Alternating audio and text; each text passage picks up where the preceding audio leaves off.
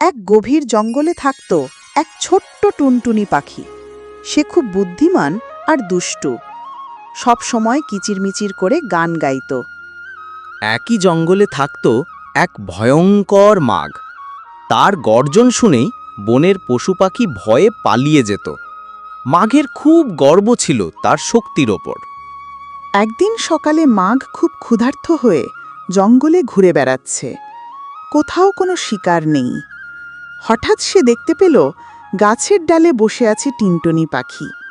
মাঘ মনে মনে ভাবল, ছোট হলেও ভালোই হবে, অন্তত ক্ষুধা তো মিটবে কিছুটা। মাঘ গর্জন করে বলল, এই টুনটুনি, তুই আমার পেটে যাবে। টুনটুনি ভয় না পেয়ে বলল, মাঘ মামা, আমাকে খেয়ে আপনার কি পেট ভরবে? মাঘ অবাক হয়ে বলল, তাহলে কি করব? ক্ষুধা তো আর মানে না। টুনটুনি হাসল, আপনি কি জানেন, বুদ্ধি দিয়ে বড় শিকারও ধরা যায়? মাঘ বলল, কিভাবে? বল শুনি। টুনটুনি চোখ বড় করে বলল, বনের ওপারে এক কৃষকের খামার আছে। ওখানে গরু ছাগল থাকে। ওদের ধরলে একবারে পেট ভরবে। মাঘের মুখে জল চলে এলো।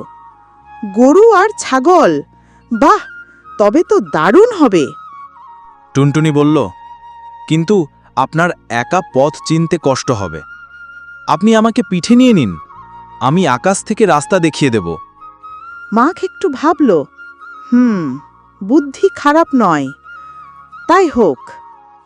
মাঘ টুনটুনিকে পিঠে তুলে নিল। টুনটুনি মুচকি হাসল, সে জানে সে কি করতে চলেছে। টুনটুনি বলল, মাঘ মামা, এদিক দিয়ে চলুন, সরাসরি রাস্তা নেই।